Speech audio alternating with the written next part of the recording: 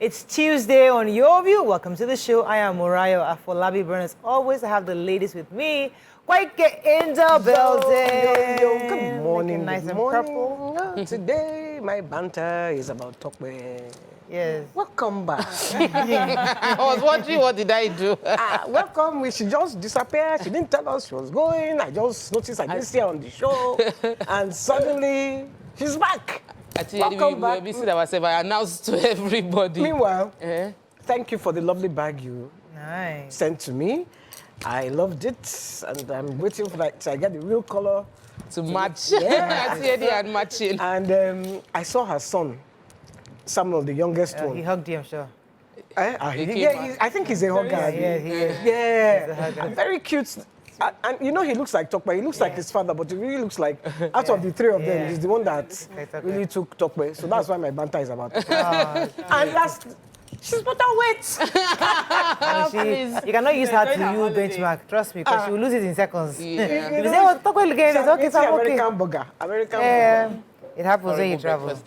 I said I have to appreciate a few people on the trip. There was this particular lady that I met in Las Vegas. She came, she was like, you cannot come to Las Vegas and not go around. I told her, I'm so busy that I came for the conference. We're doing conference. She took me, came to pick me up around to 12, and we were out till 3 a.m. in the morning. She was driving me to one place. She would take a picture. Drive me. She said, you have to take a picture here. This is the old Las Vegas. This is the new Las Vegas. This is, as if she was driving. I was wondering how, because I knew she was cooking all day. She runs a catering business in Las Vegas, and she's a young Nigerian doing amazing things. She and her husband watch the show a lot. I didn't think of bringing up the name, but I'm truly grateful for them. I'll try and bring it up and mention it a bit later. But we have fans everywhere, and the love is amazing. So thank you so much for my Las Vegas family now. Fantastic.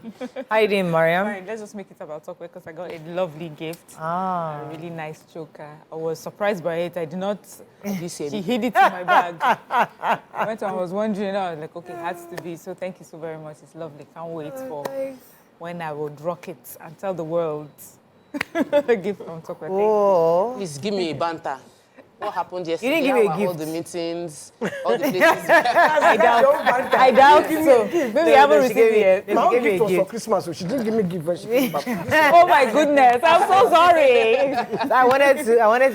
I've been trying to get a certain foundation, so she saw it and she bought it for me. Thank you very much. Appreciate it. Is that not a gift? Because it's something I wanted. I know it's nice to get something you didn't think about. But thank you. Don't mind me. I actually appreciate it because I've been looking for that particular foundation for a while. I hope you got like I 5. saw she got this it, but- tweet that the meaning for if you are looking at somebody eating and you are looking at them and they're eating, it's called groking. So someone now tweeted on that. So you are telling me that long throat has a A different meaning. Oh, we all call it long throats now. Nigerian language, Nigerian balance. Exactly. Long throat. Okay, let's go on a short break. When we come back, we go through the front pages of the paper. Stay with us. We'll be right back.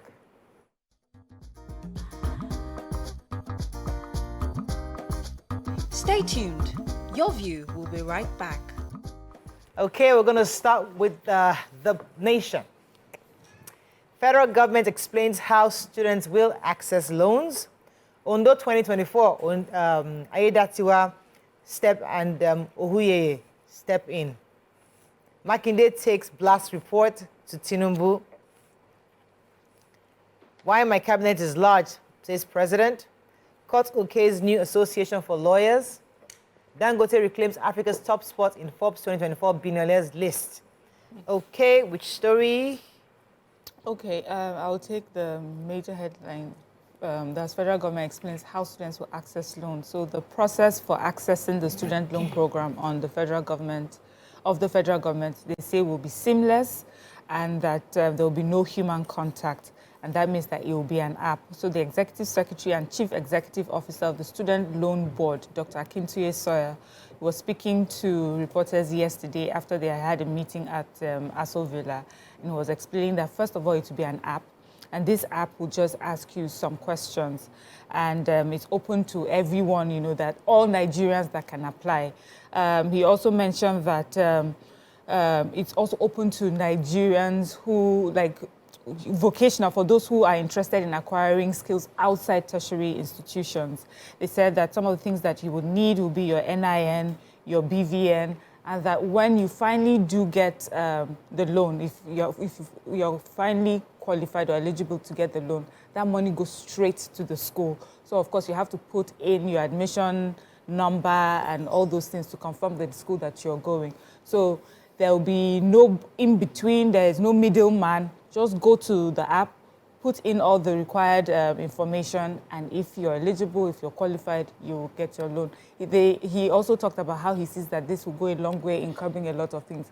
For many Nigerians who are traveling, you know, through the desert to Europe for better opportunities, this will help. For many who are dropping out of schools for financial reasons, this will definitely help. So we're looking forward to the implementation finally. I wanted to take the story of the Ondo State Governor, Lucky Datiwa, who began consultation yesterday for his governorship ambition. He summoned a meeting as the new party head at the Dome Igba Toru Road, Akure. They said about 450 stakeholders, 25 delegates from each local government converged on the venue, and reporters were barred from the meeting. It said that each delegate was promised mobilizing 100,000 monthly mobilization fee or salary, I'm not sure, and they all hailed him. So, but they said allegedly 45 million was given to the delegates, to the stakeholders yesterday. I think this is true, but they are denying that any money exchanged hands. Okay. That's it? Yeah, it's just that they said they hinted that it was the 16 billion from the treasury that they used, that they have money. All these are just rumors, Sha. All right, so the federal government has said that they would ensure investigation on the explosion that happened in Oyo State. So yesterday, the Minister of Solid Minerals and Development, Dr. Dele Alake, was in the state, and he was taken around by the Governor Makinde, across the estate where the explosion occurred. He said that the federal government will make the report of the panel investigating the explosion public. Also, the president had called the Oyo State governor to commiserate with the government on what happened, and said that he directed the NEM, and that's the National Emergency Management Agency, to work with the Oyo State government to offer immediate and comprehensive relief to the victims. As we know, 4 people died and quite a number were injured after the explosion. The minister had visited, and he said that the investigation will be properly conducted and made public afterwards once it's out. He also said that threats were being made to his life.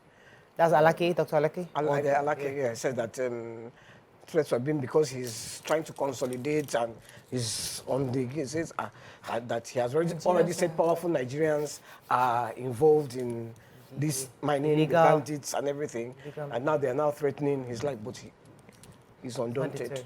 Okay. So the court has agreed for a new association for lawyers. The Federal High Court in Abuja has approved that there will be a creation of a new a different association for lawyers. We've always known the NBA. They said the NBA has existed since 1933. But now there are expectations that there will be registration of a new bar, a new association for lawyers. The names have been brought up: either Nigerian Law Society, Nigerian Bar Society, Nigerian Lawyers Society, and an Association of Legal Practitioners of Nigeria. In December 2022, a group of lawyers are taking the case to court by accusing CAC of challenging CAC for not registering them.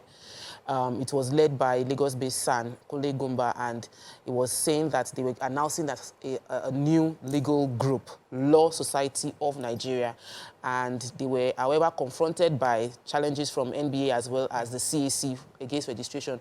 There are a few issues with NBA, and I think that the issues had been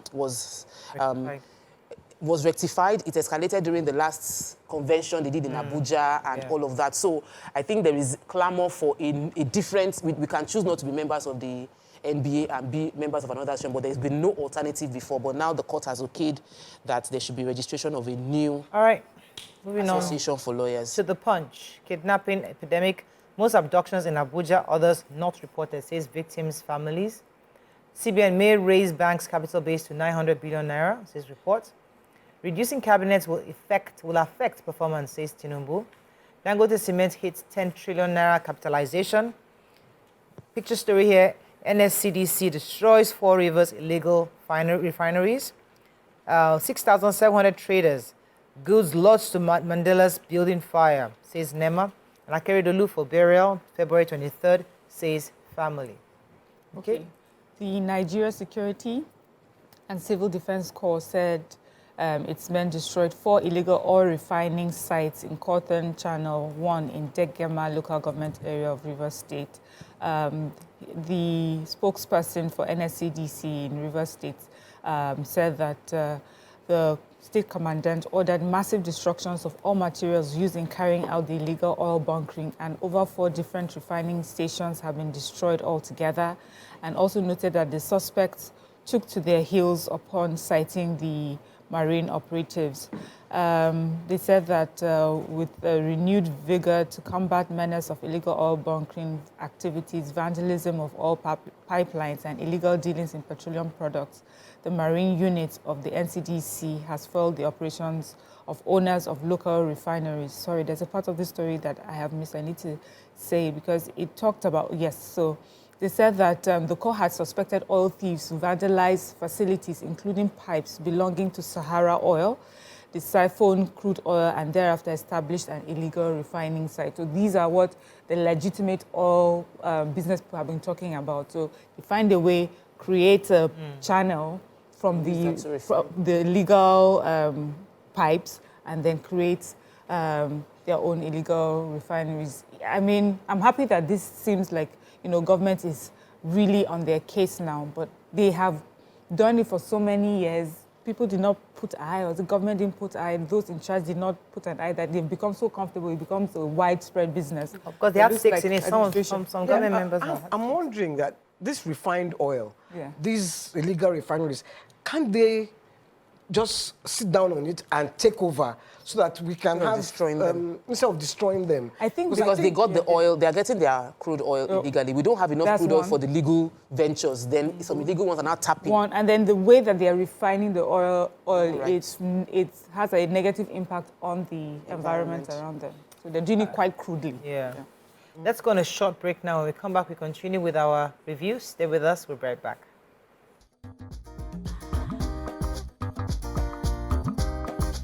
Stay tuned. Your View will be right back.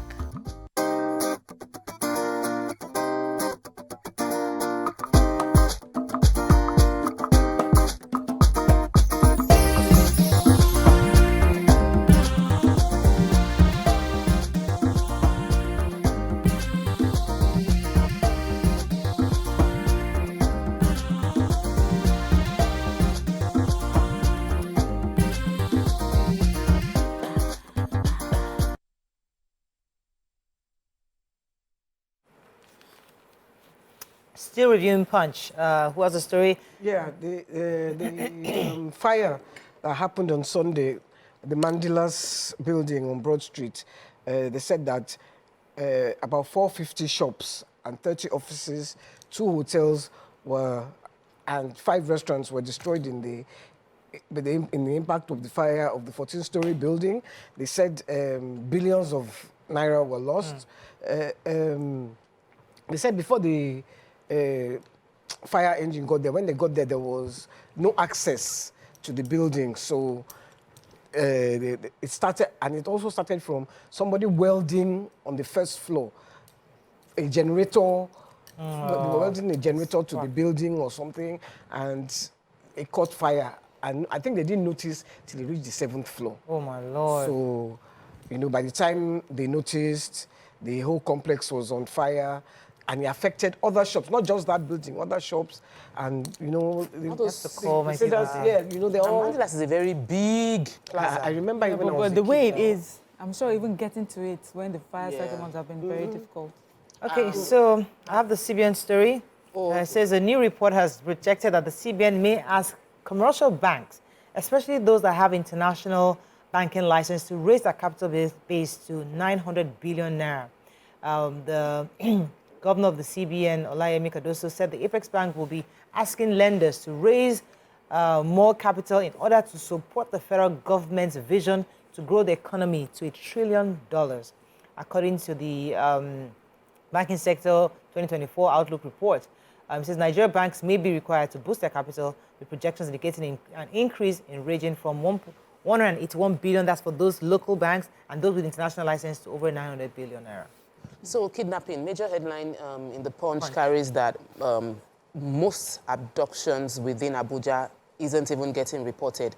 That in a separate conversation with Amnesty International and the Nigerian Society of Criminology, Punch found out that these two people were saying that many people that get abducted, families are told not to involve the police, not to report to the police, and because they don't even trust the system, they just go ahead and source for the funds they can and pay the ransom quietly. And so the accounts that the police is working with right now, the reports is not.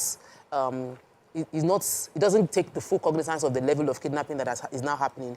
Punch is saying that the attacks kidnapping used to be something that happened in the northern part of Nigeria, but now, northwest, but now it is mainstream within many states and even in FCT.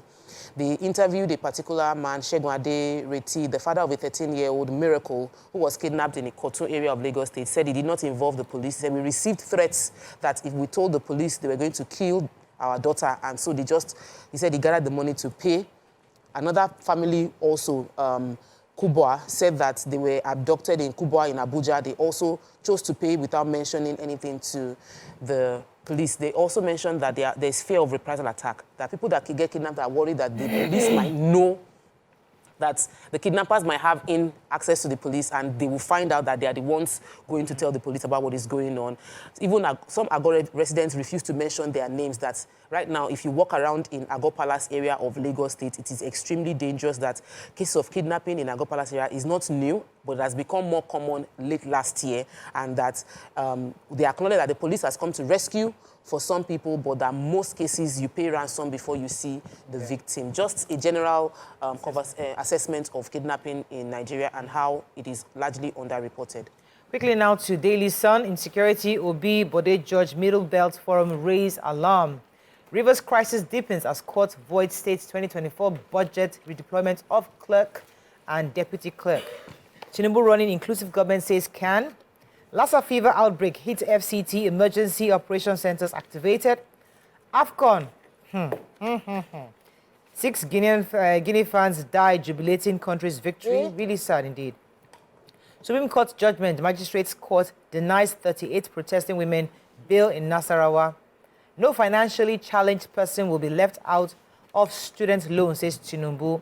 Drama in Plateau Assembly as 16 sacked PDP members vow to resume legislative work. Okay, which story? Let me start with CAN. So the leadership of CAN, that's Most Reverend Daniel Oko, has said and declared that the President, Bola Tinubu, has an inclusive government, and his pronouncements so far have increased the confidence of Nigerians. He said this after his visit to the State House yesterday.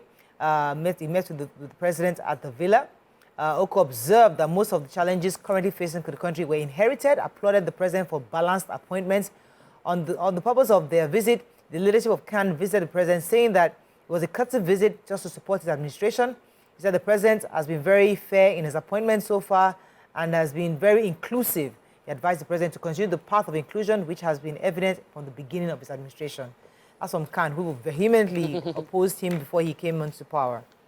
Okay. Yes, I have this disturbing story. They say 38 women and others who were protesting last Friday in Lafia, Nasarawa State, after the Supreme Court judgment affirming Governor Abdullahi Sule as the duly elected governor of the state, have been denied bail. And this is despite the plea from their counsel. So that means they've been locked up since last Friday for peaceful protest. So the report says that they were on a peaceful protest. And they have, the matter came up before the court yesterday. They said they were listened to, but they were not granted bail, and the case has been adjourned to Thursday. The counsel for the defendants is saying that, yes, saying that they've been, they asked that the court look at this situation with some mercy. Says some of these women are breastfeeding women, their children are at home, there are some other sick women, they're still being held despite application by their legal counsel to grant them bail. This sounds really, this sounds disturbing. I mean, for peaceful protests. Yeah. Did you see the one that 24 hours? was No. I was one From Nasarawa State too. Okay, moving on to Vanguard. Find a story. No, we're still in Sun. There's a story in Sun. Lassa fever outbreak. There is Lassa fever right now in Abuja. Confirmed in FCT that there are 2 cases of Lassa fever confirmed. A 14-month-old baby and a 15-year-old female, respectively, have been confirmed with Lassa fever. There is no mortality.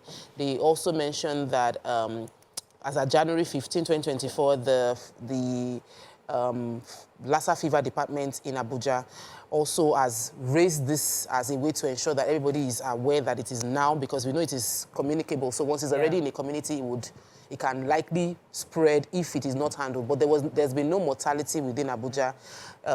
Of course, they've been battling it in other states before now. They mentioned Bauchi, that they had a few cases in Bauchi, the Tafawa Balewa Teaching Hospital in Bauchi. They also mentioned that it also involved a baby and a 14-month-old baby and a teenage 23-year-old. So I think parents, from all the reports, it's more of younger people that are falling into it. Maybe they pick things from the floor or they are eating. Parents need to be more observant, and we need to educate everybody around us about how to prevent Lassa fever. Vanguard, quickly, I know Waike had a story. I wanted to take the... Daddy, don't allow them kill us. Father of kidnapped sisters, recount daughter's ordeal in captivity. Major headline, rumpus over relocation of federal agencies to Lagos. About an explosion, apart from dead bodies, we picked up body parts from rubbles. Kidnapping, Tinubu approves emergency procurement of tackling equipment. And over 1.1 million new COVID-19 cases recorded 28 days globally, says WHO.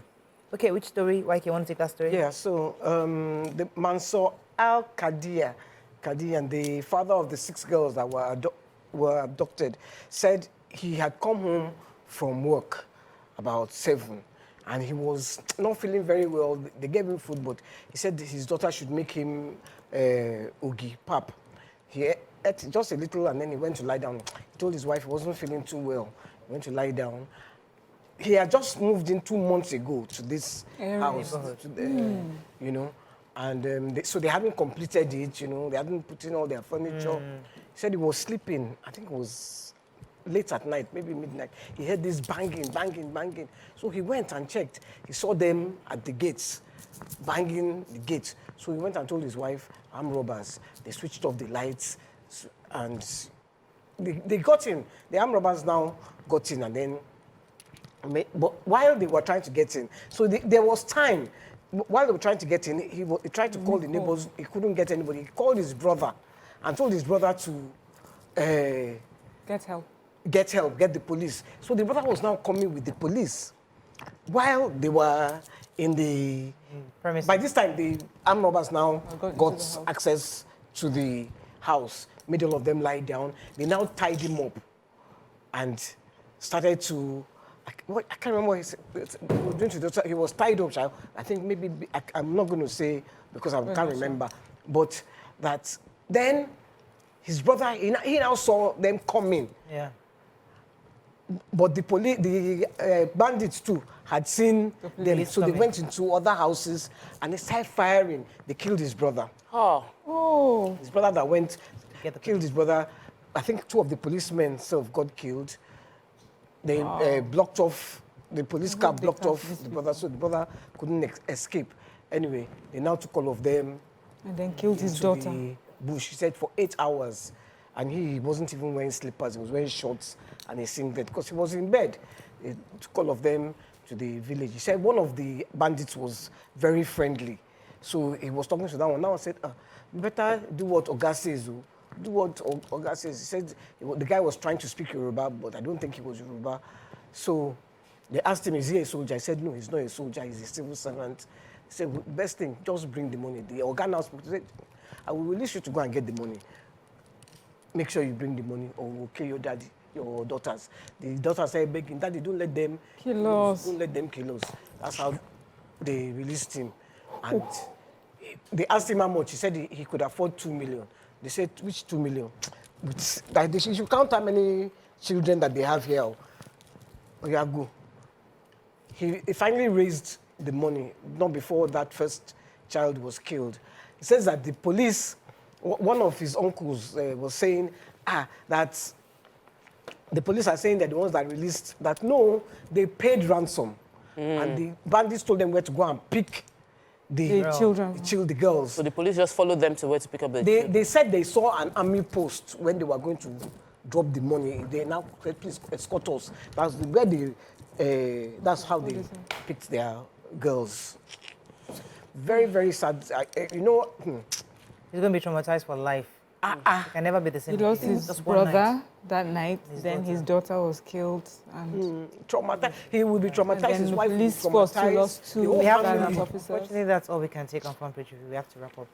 Really, really sad story. On our hearts go out to that family. Just a painful story. The kidnappers chose the location, chose everything. We're going to break. We'll be right back.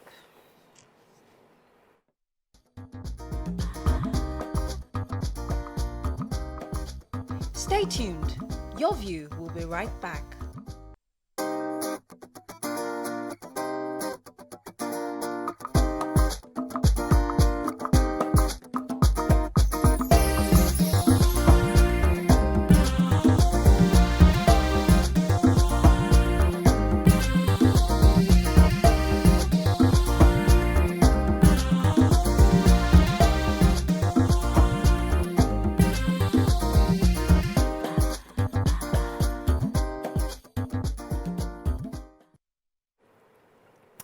Thanks for staying with us. Welcome to our sponsor segment. Joining us now is the Head Sales and Marketing Manager, Rural Properties and Allied Services, Mr. Oludotun Olaoye. He will be talking about Top Grange Farm Estate Scheme. Is an avenue to have an additional stream of income. And I think it's one of their new projects. Welcome to the show, Doctor. It's good to have you again. Thank you. Thank you for having me. Good morning. All right. So tell us about this new product, this Top Grange Farm. What is it about? What's the scheme about? Okay, when you were talking about it, you said it's a new product. Well, this is not the first time that we've done this kind of scheme. As a matter of fact, I dare say that in the industry, Roland is the first to come up with this kind of concept where we offer you land ownership and farm ownership. And we say that this concept is a sure way to generate passive income, right, through real estate because while you are owning the land, right, over time, unlike the traditional way of buying into real estate investment, you buy the land and you wait for a while, right, before you can get value from it, right? But with Top Grange Farm Estate, we are saying that even while your land is appreciating in value, right, we continue to farm on it, and you begin to enjoy farm income on that piece of real estate, even within the first 12 months of owning the property. So Top Grange Farm Estate Scheme basically offers you opportunity to own the land, offers you opportunity to own a farm share, and also continue to enjoy a yearly farm income from that arrangement end to end while you are doing nothing and while it is 100% risk-free to you, because we take all the risk on us, assuring that whatever comes, whatever happens, your passive income is guaranteed at the end of a period. So that's what the scheme is about. So you mentioned that this is, you dare say, that you're the first to introduce this scheme. Yeah, it's been on for since as far back as 2008. Okay, so what has the success rate been since the time? Excellent. It's been excellent. Since the time we started to talk about Top Grange Farm Estate, we've had this new cycle. We've had about over 100 people, you know, key into it within 2 months of launching this new scheme. And when we did the last one, we had about over 500 to 700 people key into this scheme in the last one, and everybody, in fact, they are coming back, you know, for more of this scheme, right? And we dare say that we are happy to see people at the end of the day getting, you know, Value? smiling to the bank, as it were, you know, like at the end of the day, you are sure that there's something coming that is going to sort whatever thing it is you want to sort, helping you to meet your financial goals at the end of the day. So it's been great. It's been great, and we are happy to even continue to do more, you know, as an organization. Yeah. What does a subscriber stand to gain aside from the annual farm income? Yes. So earlier when I was talking, apart from the annual farm income, number one thing that you start to gain is rapid capital appreciation on your piece of real estate, right? I've said it before. When you see a piece of real estate, is bushy and everything, the moment you clear that bush, the value has increased. The moment you put road in front of that piece of real estate, the value of that property has increased. The moment you begin to put perimeter fencing, the value has increased. So by virtue of the activities that are going on that piece of real estate, continues to rapidly increase the value of that property. So you are not just only gaining farm income, but you're also gaining capital appreciation rapidly than you would if you just left it fallow, right? Number two is that there's security on your piece of real estate. Meaning that, you know, there are people that buy piece of real estate and they go away and they come back and they find that some people have encroached because you've been away for a while, and then there's this back and forth, start proving why you are the owner, why the person is not the owner. But in this case, that's not the case, because there's continuous active use of that property. And by so doing, we provide adequate security, securing what is yours in that place, such that whenever you come back, or whenever, and, you know, no matter how long it is, and you are ready to possess your piece of your allocation, you are sure that it's guaranteed safe. So there's security guaranteed for you, you know, as a subscriber to Top Branch Farm Estate, right? So these are beyond annual income. These are the things, and if you look at it, these are the things that people are skeptical about. These are the things that people want to ensure. You know, is my property safe? Is it secured where it is? Is it going to appreciate in value? These are the pointers that people look out for when they are owning a piece of property. Yeah. So tell us about Ekpe. So talking about Ekpe and the real estate investment in Ekpe generally, you know, before we even start talking about buy this or buy that in Ekpe, you know, if you look at Ekpe's real estate journey, at the last census, Ekpe's population growth stands at 181,000 plus. But there's been a report that has projected the population growth in Ekpe to about 500 to 1 million in 2024. And where you see population increase, you expect that real estate needs will increase, right? Number two is that when you look at the history of land appreciation in Ekpe, within the last 5 years, Ekpe has witnessed over 100% increase in land appreciation in some areas in Ekpe, especially areas that are closer to Bejuleki, closer to the Lekki Ekpe International Airport, and all the projects that are going to Ekpe right now. Number three, just to mention a few, if you look at the interest of foreign investors and local investors in Ekpe right now, they are throwing capital, they are putting things in Ekpe that are driving the appreciation and making Ekpe attractive to investors and to economic growth and to people right now. And so that is why we say that Ekpe is the place to be. If you are not going to do anything at all in Nigeria, do something in Ekpe. Right? One of the things that you also see is the road infrastructure in Ekpe. I visited the route some weeks ago, and the road network that they are doing is already completing. And what that means is that the travel time is reducing. What that means, and if you see the quality of the roads that they are putting there, is concrete. they are building to last. And they are not unwise. It's a wise infrastructural development because of the level of investment that is going to, and that points to you the interest of the government in that area. We say something jokingly around in the office that nobody needs any brand ambassador for Ekpe. Governor Sanwo-Olu is the brand ambassador for Ekpe. I do say it. When they were commissioning or doing the groundbreaking of the Lagos Film City in Ekpe, he was there personally himself. He didn't delegate anyone. He went there. It shows you the level of interest and the commitment to this development in these places. And that is why for us, we are saying that with rural properties, Ashworth Gardens is an opportunity that you need to take advantage of right now with rural properties. Ashworth Gardens is located at Igbonla, Ilara, Ekpe, and currently is going for 3.5 million per plot, all inclusive. And you can even buy and pay for as much as 6 months, with an initial deposit of 500,000 naira.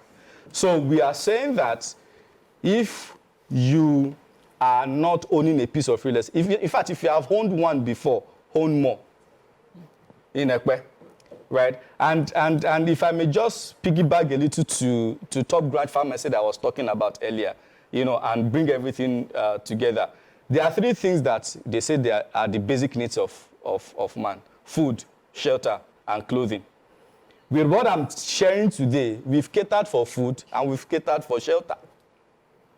Right? With the Top Grant Farm Estate, you have the shelter, you have the piece of real estate, and you have food. Right?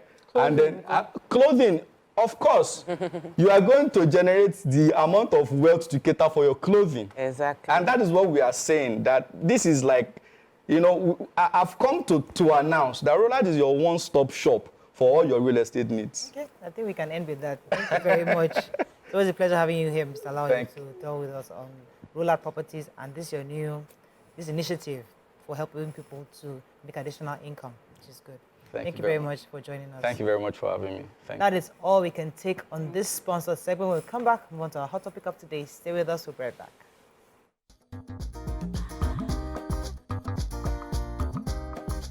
Stay tuned. Your View will be right back.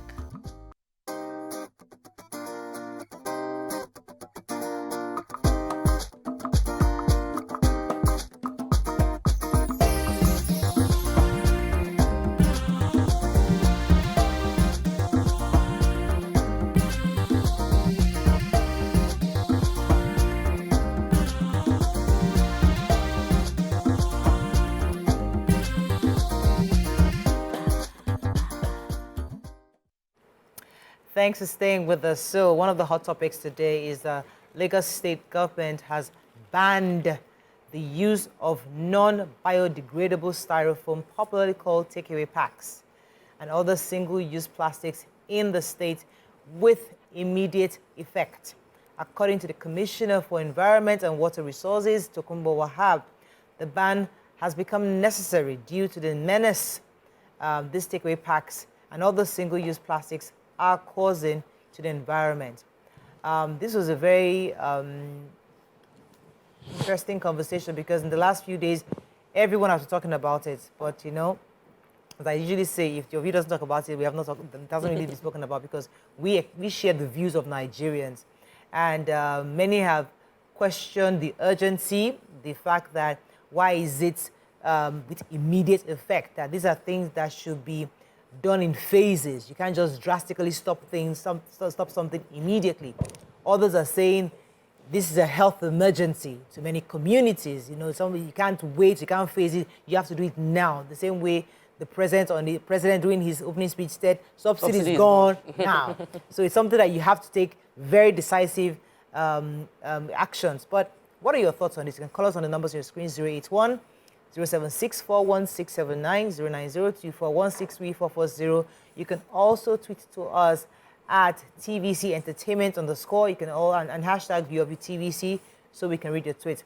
Since we have an environmental advocate in the house, and I know that you've always done a lot of work when it comes to stuff like environmental degradation, and this is an interest to you. So I'd like you to start. What are your thoughts on this?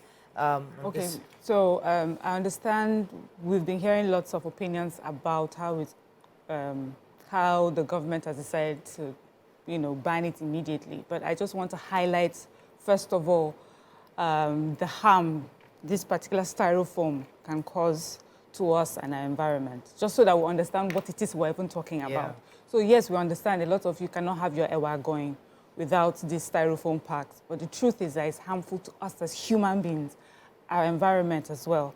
So first of all, these products, they are non-biodegradable, meaning that they do not break down. So if you have like paper, if you have like food waste, you know how it goes back into the soil and then continues the food cycle or the life cycle. This doesn't do that.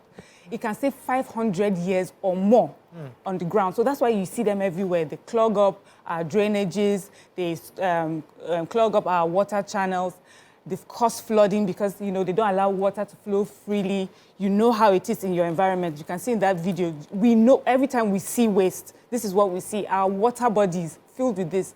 Then eventually what they do, when they are breaking down, they break down into tiny pieces called microplastics. And then they get into our food chain that way. So our fishes feed on this thing and enters their bodies as well. Causes themselves malnutrition, blockages in their bodies. Our animals eat this, causes all sorts of harm. Then we eat it as well. Now the production and the breaking down of these products releases harmful toxins. These toxins affect us.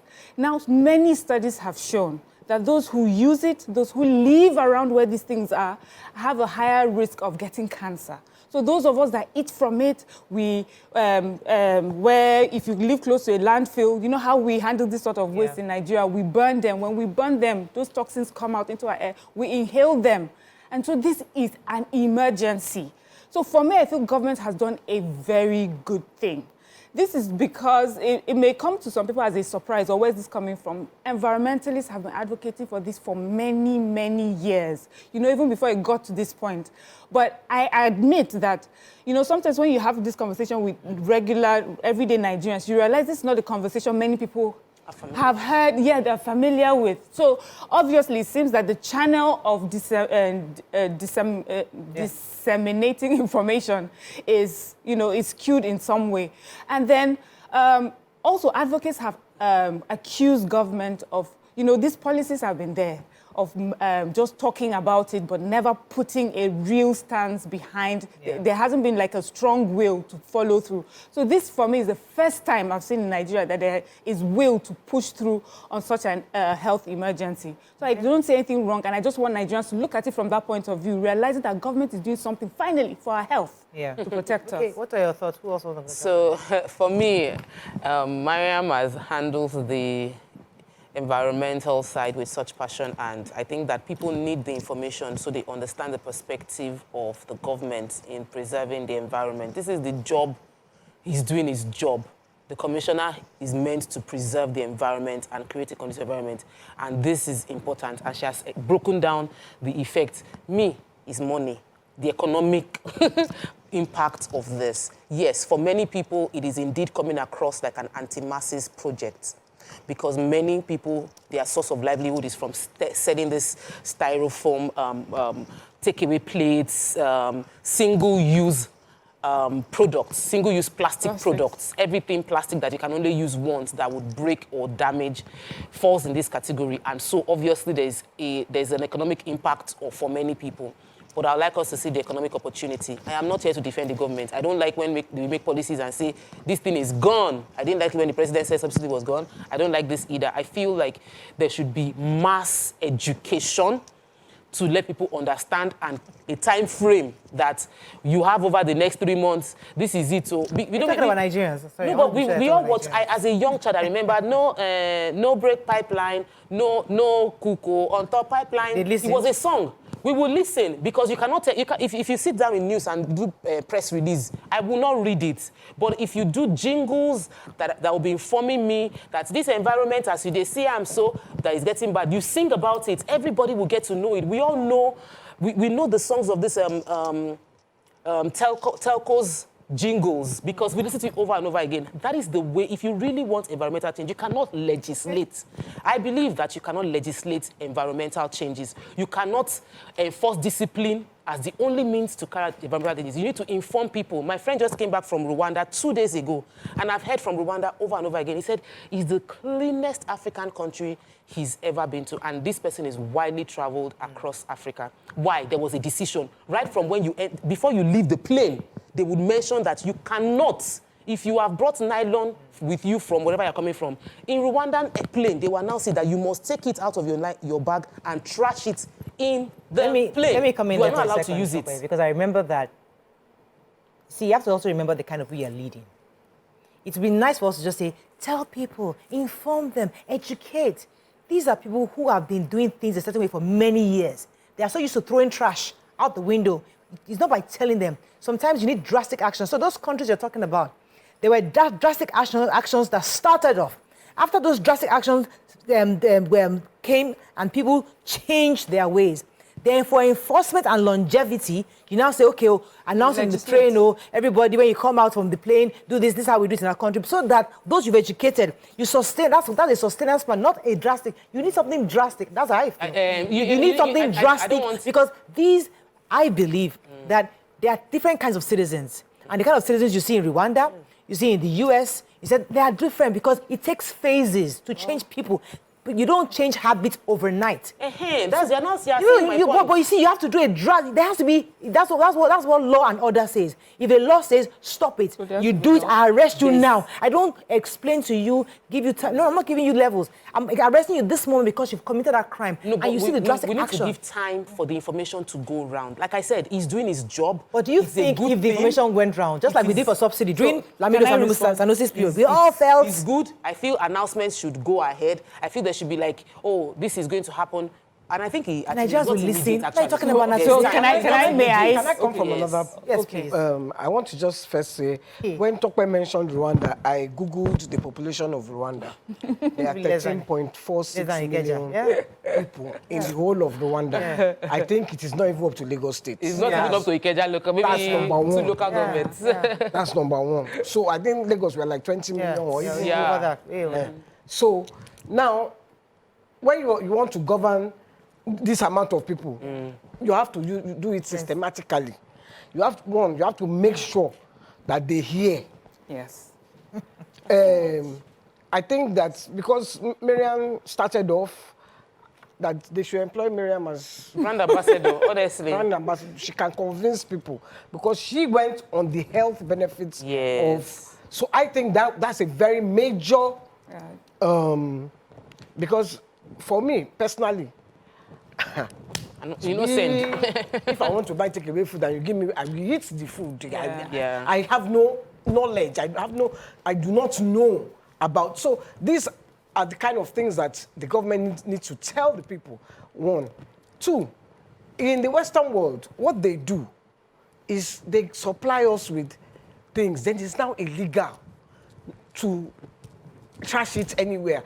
All these things, first, let me ask, which one is the pet, but which one is the one? Yeah, there's one, I don't know it. Is it the one we drink water from? Yes. Yeah, so the small, those are pet plastic bottles. All the plastic bottles. Yes. So all the water people selling water. We should go back to when we were using glass. When we grew up, you were there. You are older. We were drinking bottles. We were drinking our drinks from glass. Always glass the affordability bottles. Sometimes also. But wait, are you saying that all the water we're drinking and soft drink we're drinking, we're not going to use those plastic bottles? So why K? Because what the recycling is the way the Western world has combated. So when you cannot throw your plastic bottle anywhere, you have to throw it somewhere and they recycle. You know, so we have to start looking into it. Fashola tried that and nobody listened to him. I remember how he bought bins across Lagos State then. You see, but we did. No, who is we? Define we. I know there's a group that is in a village that did it. Not many. Give me the data. How many people? No, that's not the point. Okay. So I feel one second. I tried to get those recycling people to come to strike because I said we and the way the woman even was, she was on our show now. Okay. The thing is that a lot of, and I'll come to you, Mariam. The thing is that a lot of people, you see, we always live in our bubbles, and we think because in this our nice small bubble, we think like other Nigerians, and a lot of Nigerians don't think the way you're thinking. They feel that styrofoam is what a poor man feels that I have access, it's my business. I'm a food seller. Now you're taking this thing away from me that I used to sell. You are depriving me. They're not seeing the information, the health risks. Yes. They're not seeing all this English I'm speaking. All they know is that the styrofoam is the cheapest one I can use to sell rice, and now you're telling me I can't use it. That's all they see. So those kind of people, it's not about continuous information. There has to be much more drastic, where you give them options, but we must stop them from using that styrofoam. Let me come to you. So I want to... So I agree with Maura in the sense that we have different types of Nigerians. And so information that we need to give to Nigeria has to put that into account. I know when I was talking, I said that maybe we have a problem with the way we disseminate information. We just assume everybody is sitting down on TV and listening. So to be fair on government, they have spoken about this many times. I've heard also Lassa has even gone into marketplaces. They've had conversations. But then do they get it? Do they understand it? You know, anytime I talk about environmental issues, people will tell me it's an Oyinbo problem. This one is English, talking English. You know, there's a thing about Nigeria. There's a way we receive this sort of information because we don't take it as our own. This is not our, this has nothing to do with us. So we need to find out better ways to reach out to people so they understand that it's truly about them. That's on the one hand. Now, we have to be honest. Some countries that have gone this way have done it in phases. So we have UAE. In 2023, they had given like a 1 year where they were going to ban plastic. And so in January 1st this year, it's gone. So I don't know, unless if you live there, I don't know if they were able to send proper information. But how did they ban it? They ban importation. Exportation, circulation. So it's not just about the person using, the person buying it and bringing it into the country. The person making it and sending it. That has to be done as well, so that it does not look like you're just punishing users and forgetting to handle the major players in the business. And I hope that also this coming, the ministry was able to sit with those who are in this business and talked about it and say, please, going forward, we need to stop it because of how it affects our environment and the Nigerian Let me take this citizens. Call. Mohammed, you're calling from Abuja. Thanks for calling. You're live. Yes. First of all, I want to appreciate the presenter of this. This is the first time I've been trying to me, but it's not very clear. I'm so sorry, Mohammed. I really want to. Let me take this message and I'll come to you from Taiwo Adewale. He says, styrofoam ban is long overdue. There was a policy in place at federal and state level that says every producer must be responsible for their waste. Extended producers as well have responsibilities. It's only those who are into plastic bottles and nylons that have been taking responsibilities, while the styrofoam producers ignored this call. Government has been using carrot and stick approach. Now is the time to use stick. The producers are to create awareness in end of life of their products. He said that there have been series of meetings with manufacturers through the PRO, producers responsible organizations. It doesn't affect bottled water, according to this person. It says because there's a solution for that through recycling, single use such as straw, some selected nylon bags. So those ones can be recycled, but these styrofoams are the ones that are saying that. Can I talk about the... I think the plastic that they're talking about is like straws and things. Yes. It's not the not the bottles. The bottles can be recycled, yes. So let me talk about the money. You know, I said it earlier. I said you follow the money, you understand she's environment, we talk money. But in the money's perspective is that majority of Nigerians are wasting a lot of money on those styrofoam plates for food. Waste. You want to buy food of 300 naira, you buy styrofoam of 150. The cheapest styrofoam you find right now is 100 naira. That is money that can get you more food, carrying into something that would hurt your environment and is not feeding you in any way, and your health. So can we now discuss the fact that everybody, when you leave your house, carry your cooler, carry your plates. If you are buying food, you buy with your plates, and then you take your plates back home. It is a discipline that is necessary. One, we're tightening our belts financially, and two, we're preserving our environment, because if you don't preserve your environment, you will get sicker. And it is expensive to be sick. It is cheaper to prevent. The policy came and there was no timeline for stopping, for implementation. I had to go and check. It was immediate effect. So immediate effect, Nigerians don't like it. But like Mario said, understand your people and know that if you give them timeline, it will not work. So just start what you want to start. It doesn't necessarily affect the bottom of the pyramid as such as the industries that have created they've created an economy around this thing. They produce it, they distribute it. These people need to start distributing multiple-use plastics, because what we are saying is stop distributing remember even COVID. Go and take, like we're begging Nigerians. You won't tell me that they need to educate Nigerians on COVID. We over-educated. We just choose not to, because you can't force. No, I disagree. I'm not talking about the vaccine, YK. I'm talking about not talking about the vaccine either. I'm talking about when they ban those, don't move. Everybody sat down in their house. No, because there's people that dying now. The only people that could go out were people like us who had to come and. No, because people saw people dying. If people die, they'll come out. People saw people dying. Why? That's what they came out. That's the drastic action the divine had to do to get people to stay in their houses. Yes. So let me. I wanted to. If you came out, they arrested you. So let's. We implement. I'm telling you. They are enforced it. Talk where you are saying. People listen. I'm shocked. Anyway, I can take this from YK, but talk where you of all people, and you know. I know that Nigerians, I said I understand. I have seen when they were talking about, I'm trying to remember the one with when Jonathan was around. Was it subsidy? I think it was subsidy. Yes, I can't remember what it was. We try to educate Nigerians, but they choose not to listen. I know. And it's very difficult. I'm not trying to defend government here, but I understand even within my small community, even within my house, within my estates, don't do this, don't do that. It's difficult. So if you think we're all on the same level where we can understand the issues, we are not. We agree we're not. Okay, so there was a point I was going to make, though, the point about the manufacturers. Yeah. Because look at the flip side now. So the government says now. Yeah. But have they considered investments of people who make this plastic, somebody whose business is built around styrofoam?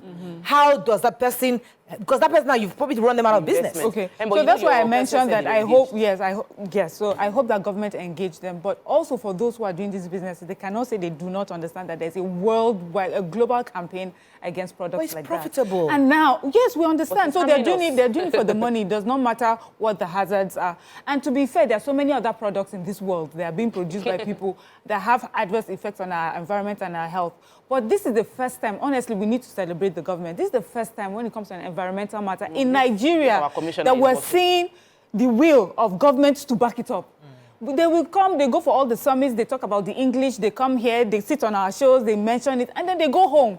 But this is the first time that they have put a ban. And honestly, Nigerians, that word ban already has triggered many Nigerians. They're like, so what is it about? And so when you push against the word ban, now you want to hear the reasons behind it, and hopefully this will, because they have been doing little campaigns here and there in marketplaces, all the sort of places that you think, traditionally Nigerians will get information. Yeah. But to use the word ban, Nigerians, when they get ban, now there's war. But now at least they now understand, hopefully, now why there is a ban. You have to do it. You have to balance it. That's my point. I am not saying don't ban it, but balance it. Okay, the alternative to styrofoam plate, the way we used to eat money before. Yes, leaves. Leaves. You create alternatives. When I say the government needs to, like the plastic bottles. Listen, when I go to England, I see they make a conscious rollery when there's the nylon bag sorting her trash. Plastic bottle, there's the for glass bottle, there's paper, there's nylon, there's rubbish. And when the people come, you have divided everything. They come and should be it's government that carries our trash. Wait, it's not government that carries our trash. Yes. When they carry the trash, we dump everything in. Tell us, okay, if you don't do it, I will fine you. Yeah. YK, let me pause you for a second. When you tell me that I'm running the business, you will find me. Let me pause you. Let me pause you. You know why? The difference between there, in this place, in one household, you can have 15, 20 people are here. The person that is taking out trash tomorrow is not the same person that took out trash the next day. They're different people. The point is that we're in Africa, things are different. Even the narrow streets, going not to even enter. It's very, very difficult for the trailer, the recycled truck to even enter some places. It's a different world here. The point is that you're right in the sense that in the world, right, and it's in phases. Where the example you're giving they've been through the phases of this crudeness. They've been through that phase, and they are where they are right now, where people can actually wake up and sort out their newspapers, their glass bottles and plastic bottles. Where we are right now, we dump everything, even ordinary in your kitchen. People still don't. In my own kitchen, for example, I have 2 thingies. Yeah. One for plastic, one for trash. Most houses don't. They put everything together. Even I am so used to folding my cartons. People are not. They just throw the whole thing. So it takes time. That's habits from Okay. above. Yes. Okay. Wait, so these are things that will take time for us to do. It's not going to be something that we So I was going assume to that's say going to that happen. you're right. It's not a culture yet. Yeah. But was not a culture in these countries Yeah. as well. At some They point. had to build it.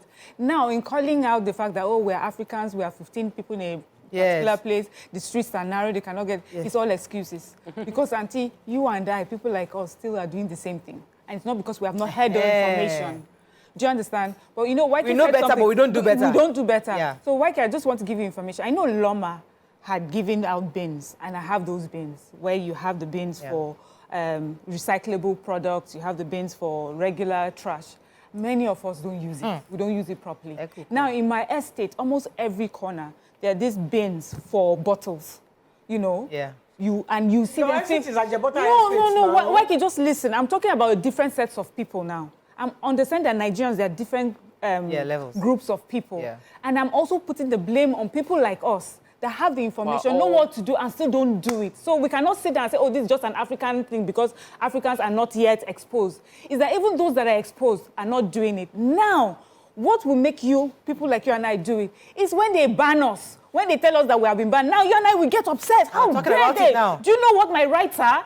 And then we can have the conversation. Now, hopefully, when we get it right, those who are, you know, in a different category can get it right. You talked about people that come to pick up our trash. They're not educated as well.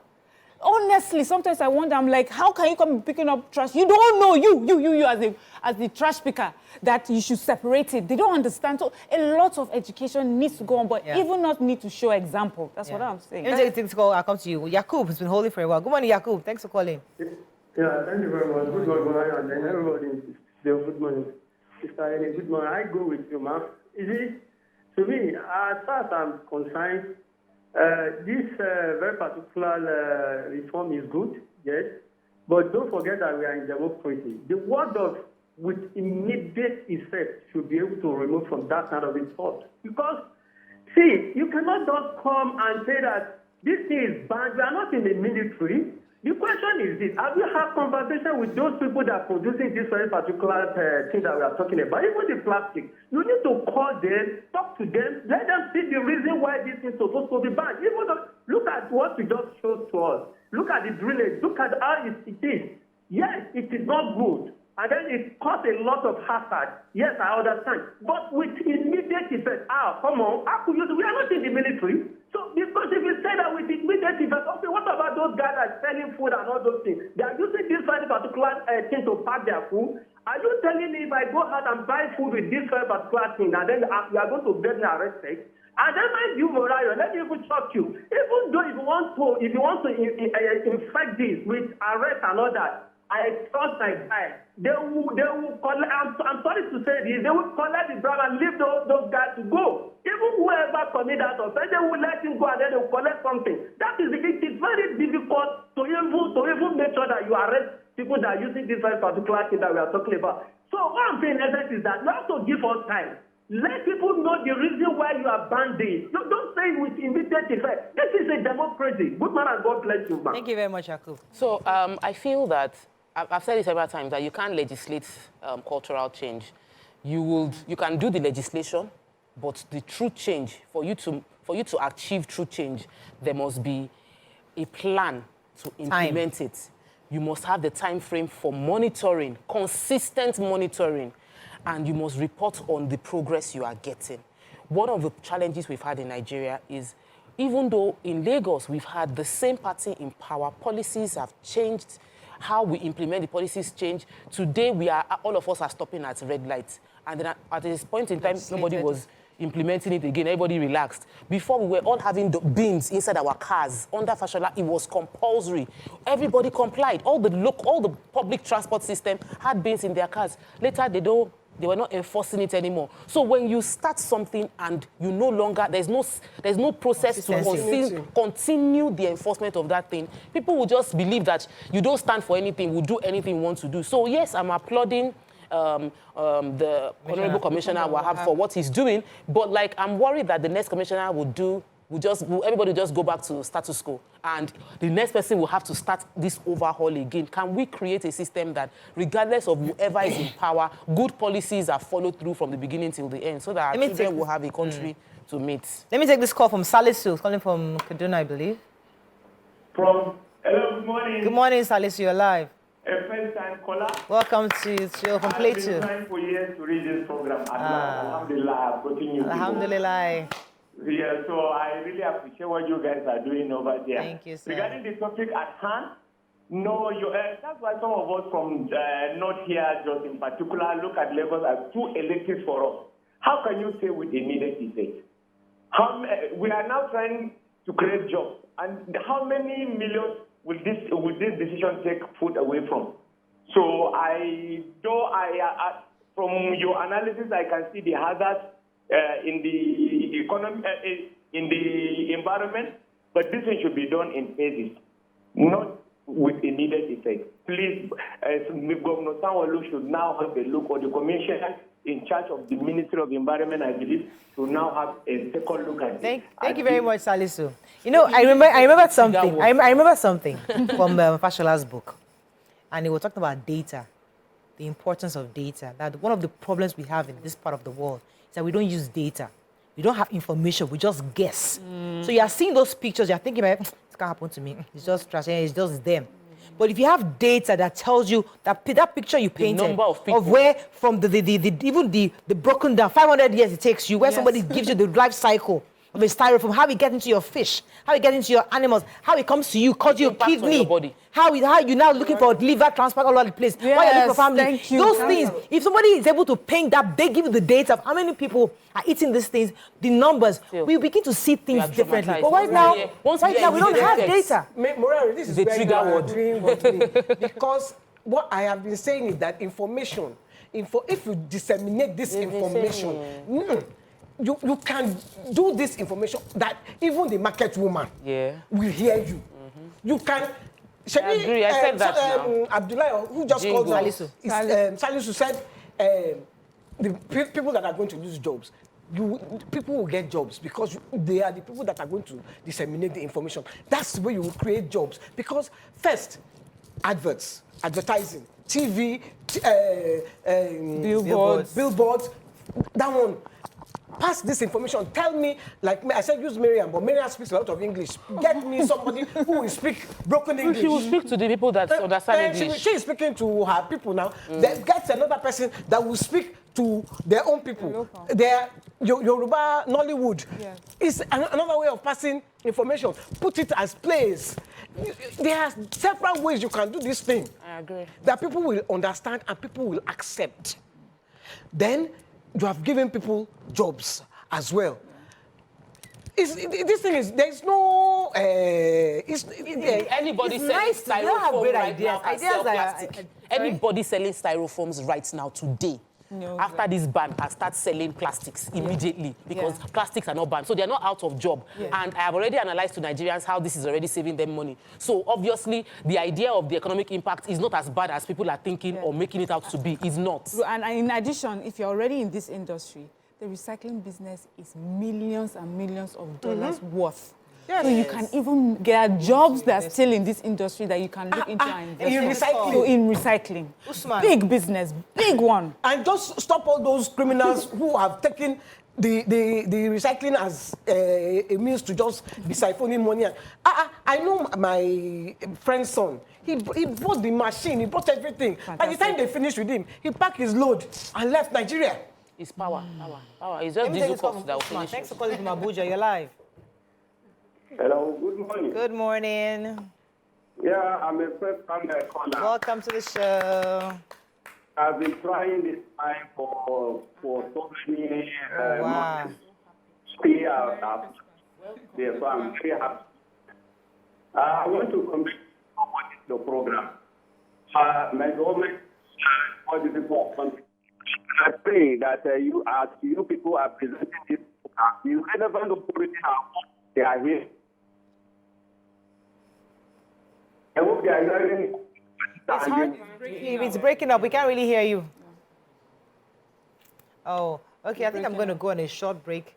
When we come back, we continue and wrap up on this topic. Stay with us. We'll be right back.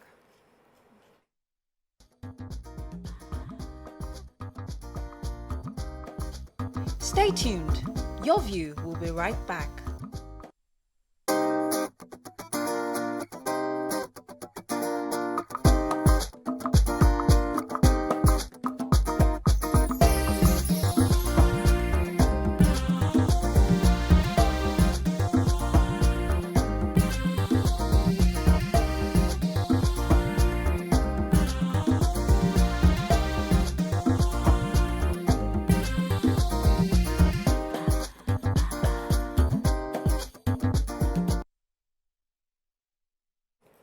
Thanks for staying with us. Let's take a few comments on social media. I want to take his comment.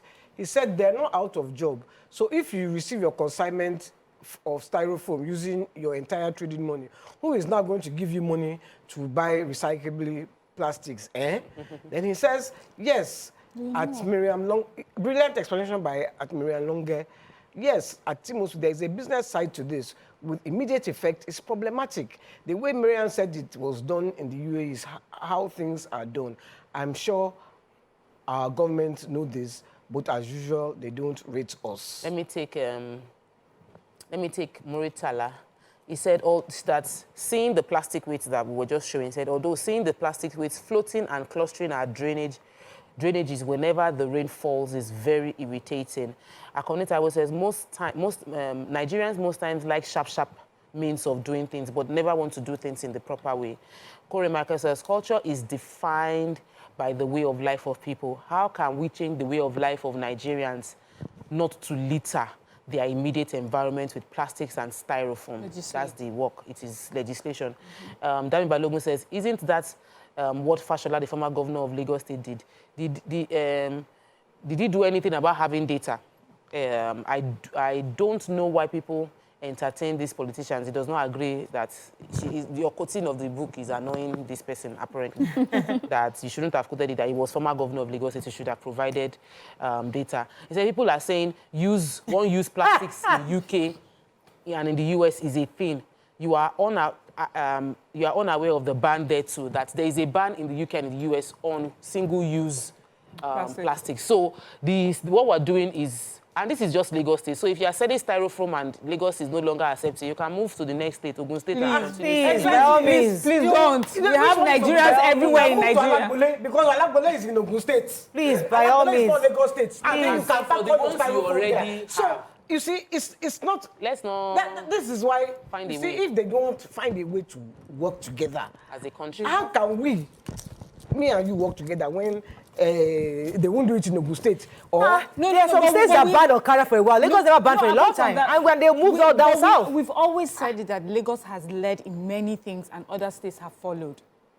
Lagos, when it comes to all sorts of many things, many innovations, development, Lagos has led. So hopefully this will trickle over to I remember when I went to and I hope that they will hear. Donald Duke State. I was there many years when I was governor. There was no Okada. I was shocked. Yeah, because no, there was Okada, but they had the blue helmets. They were really organized. If you go to Port Harcourt now, there's no Okada. Exactly. So, and Lagos had it for many was just recently done. So Lagos doesn't have to lead. So other states should just hear why Lagos is banned and realize go ahead and ban Ogun State, the river in Alagbole, it's no more a river.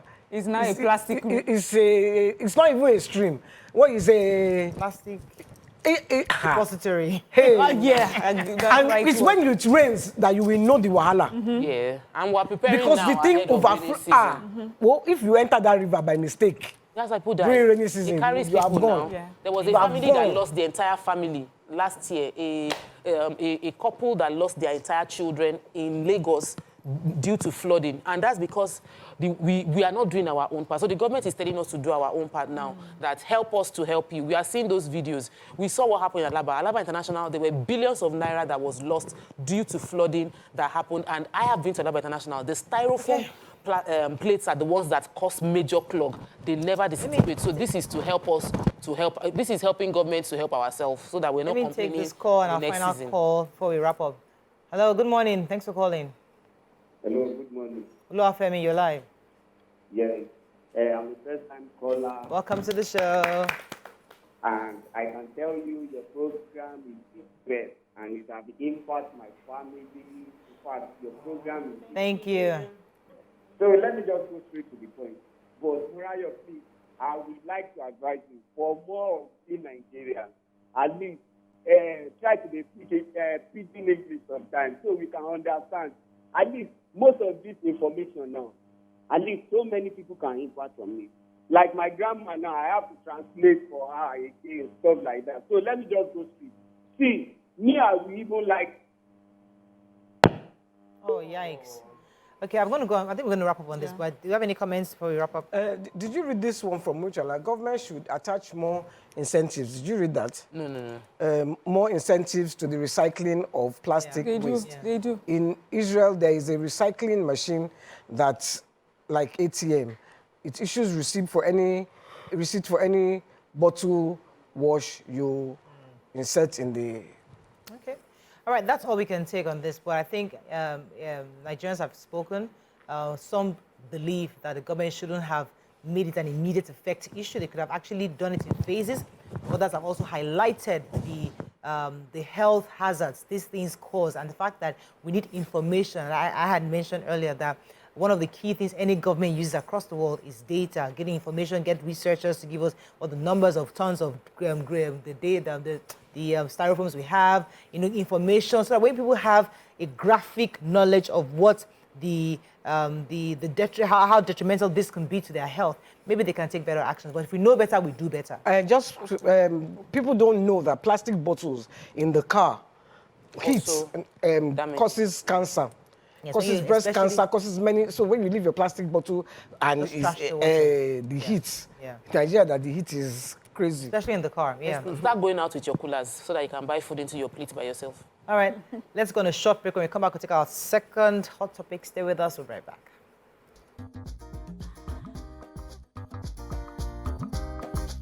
Stay tuned. Your View will be right back.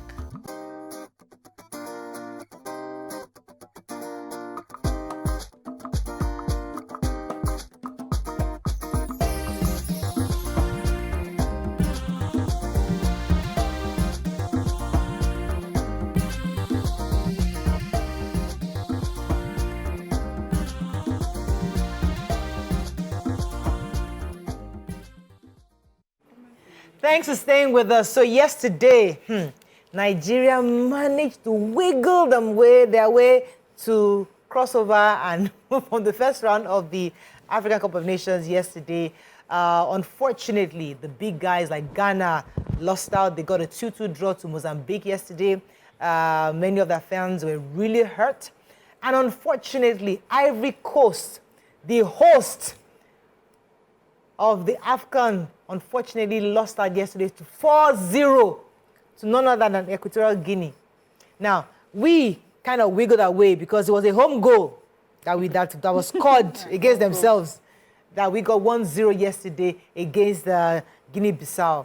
And it was for Nigeria. Let's leave Nigeria aside for a second. We'll come to our own people. Let's go to the Ghanaians and those from the Ivory Coast. They were really hurt. We don't do much of football on this table. Yesterday, the emotions were high. Yes. People were watching 3-4 screens just to not miss anything. What are your thoughts on the loss, especially for Ghana? I read the comments, not even for Ivory Coast, actually. I read the comments on Linda Ikeji's post because she posted the video, and that's how we got to know about the drama because I've not been following the football. And they said Africans and violence are 5 and 6. And yes, Africans are violent are 5 and 6. Now, I've seen Nigerians get angry. It's not even football. Fans. It's not football, it's frustration. Being unable to control our emotions. It's not a Nigerian thing. Exactly. Even if you go to Spain, go to Italy, they would just go. Southern America, there is football. So that's I'm addressing the comments. There were several comments saying it was an African thing, that Africans and violence are 5 and 6. No, it's not about Africans and violence. This was a case of emotional attachment to the football and the expectations that they had.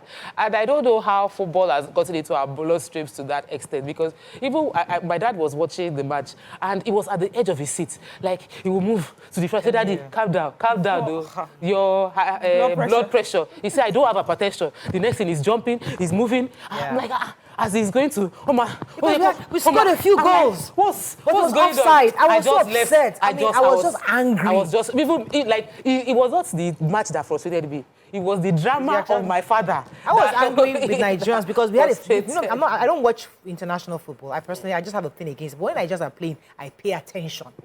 Our defense for me was good. I think we had a very strong defense. But that ability to score, they couldn't score. And they managed to win a few goals, but it was freaking offside. And I was really angry. I was really upset, but I didn't want to go to Nigeria because I would get passionate. Let's just stick to Ghana and Ivory Coast and understand their emotions. Let me come back to you. So I was saved many years ago as a young girl, young child. I made the wise decision not to watch odds, especially the one that involves my country. I'd rather wait. People will tell me how it went. If it went good for us. If it went bad, at least I was not there. Because as a child, I noticed I was having blood pressure just watching this thing. I will never forget, one of my aunties would be praying, Father, in the mighty name of Jesus. Football is a game. I don't even understand how it gets into our system like that. Like, what do they give them? Now, football fans all across the world also tend to take it to another level, especially English fans. British fans. Yeah. What? They're horrible. The violence. And then I remember a long time ago when they said a particular player, I think it was Argentina, one of those countries, made an own goal. And then he was shot. He was killed by a fan. You know, so these things really worry me. And then to now see how the particular story that we're taking right now, they broke down the buses. And I think also with Nigerian players, we've had Nigerian players come up to Nigerians, cussing them out. How dare they? Let us please separate the players from the fans. So the issue is just to protect the players, because it looks like we are entering a level of violence the fans are having, because these are star players in their own right in various countries. They come from all over the world. Some of them are fantastic players for Arsenal, for all these big teams. You now come home and you're not able to score. That's the grounds they're having. You're big stars. You're big deals. But you know why now? For whatever reason, you're not able to come together and score. That was my own issue with the Nigerian Eagles, but they look more like eaglets yesterday. So go ahead. Go ahead. They looked like eaglets. I was really upset. I wanted to smash the TV. I was angry because, especially that woman referee. Okay. I got pissed off at her because she kept using that virtual reality. And she kept I was really mad at her. And I wish they didn't put a woman because I was mad at her. I wish they put a man as a referee because men are a bit more lenient. Can you see Maria's reaction? No. Can you see how, already I'm feeling uncomfortable. I'm just angry at that woman. Every second. That's women. We do things right. I'm like, what's wrong with you? Football just makes people too emotional. Yeah. It's a very emotional sport. And I think the footballers should realize this before they get on the field, that because people I'm reading some of the comments and saying, Nigerians won't do that. It's not true. No, when I was younger, and Nigeria played a match at the stadium and they were losing. The Nigerian fans at the stadium, apart from they just fashion them and start facing the fans from the other team and abusing their own players. You know, you don't find foreigners doing that. They will hail their own, whether they are losing till the end. I grew up in a house where my father, when Nigeria was playing, like, my father hardly smiles. I mean, maybe to his friends, he's a stern guy. When Nigeria is going to be playing, we prepare. Get jerseys, the community, everybody's ready. We buy them. Daddy buys star. There's drinks in the house. We're seated waiting for the match, and it's it's that time where we come and unite. And yesterday, unfortunately, I didn't pay for my yesterday. So I had to go look for a neighbor. I had to find a neighbor. So you took this energy to your neighbor's house? Yes, that was my neighbor's house. I hope they are like you. Because if you come to a house like mine, we'll leave you alone downstairs. My dad was like, he was at the edge of his seat. He'll be jumping. When they are getting close, he'll be like, I say, hey, I cannot understand what is going on. Let me take caller. Good morning, caller. Thanks for calling. You're live. Yeah, good morning. Morning.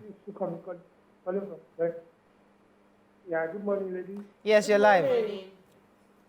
Yeah, I also felt the way you feel, Morayo. Seriously, it's so bad.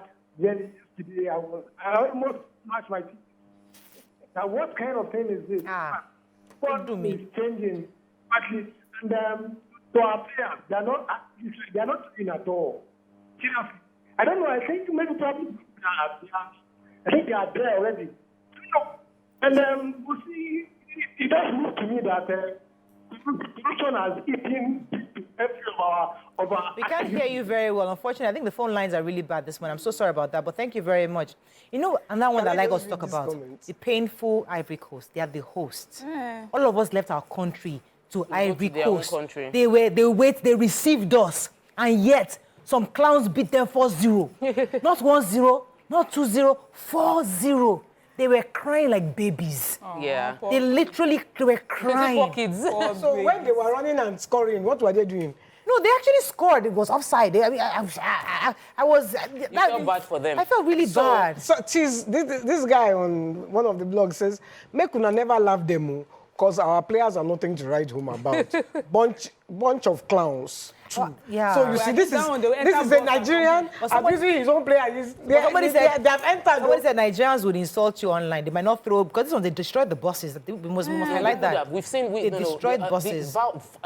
How to express our frustration for human beings, getting violent, trying to hit something, it's normal. It's a normal human reaction. It is now how well you have controlled yourself. If people would be in that same place, feel that level of frustration in Ivory Coast, and they will not hit the boss.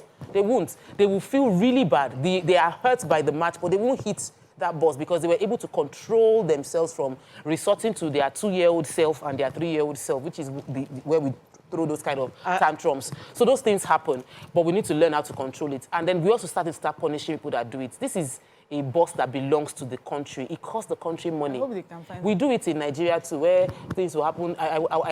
My flight got cancelled, Benin flights. I said, the airline person that knows me on TV said, please leave the place. So we are about to announce that we cancelled flight to Benin. He said, all the airline, everybody has left the counter because if you cancel Benin flight, you will collect. And guess what? As I was in the corner, as they announced the cancelled flight, they could not find anybody or the counter to beat.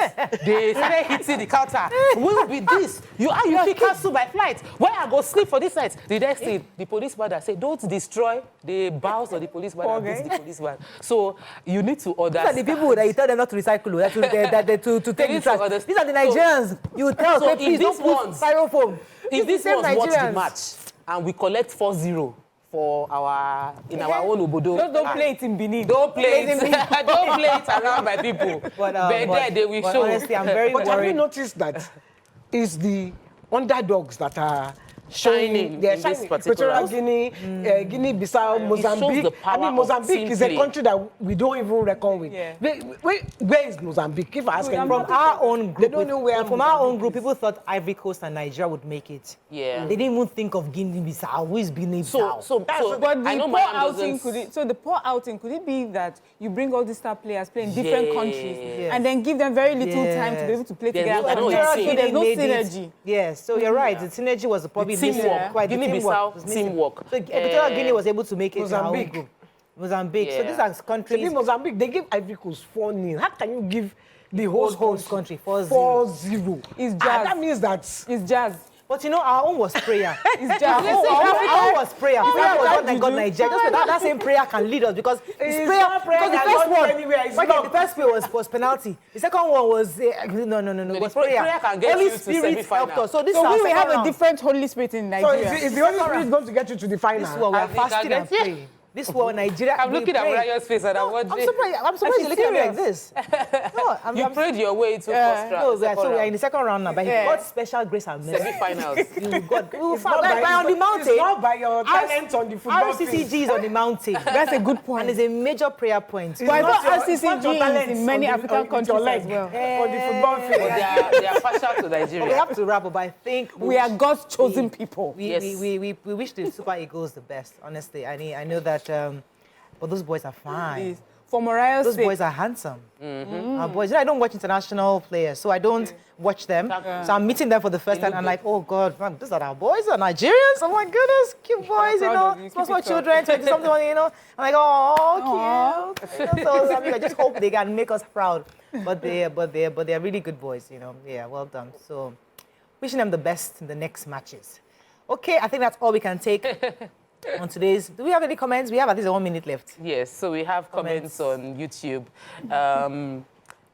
somebody was saying that I don't want them to quote me. And my in-laws, I said, I want to go back home, I beg. Leave me at this Benin. I said, the Super Eagles of today are too much like Afro-pop music. They are not like the Super Eagles of the 90s. Let me break that down for you. They got dreads, they're pretty, they look like they're just here for rap game, they're here for the hip-hop, they're not rugged. They don't look like Abokachi. They don't look like, what's that guy? They don't look like they be raised on Aqua. They look like they're party, they're jabotas. They're a bunch of... Muritala says, football has developed beyond having talent. Football has developed beyond champions. Oh, why is he skipping? Football has developed beyond having some set of champions forever. That is why punters are losing their hard-earned money. So that football helps us appreciate our emotion, good times and bad times, unifies us together. That's all we can take. Says Super Eagles always give people headache. After the Yekini and Amaka chair, we never get fantastic That's teams. how you know, old school. All we can take on today's show. Hope you learned a few things as we have. Have a great day. We'll see you tomorrow. Bye for now. We're done. Bye-bye.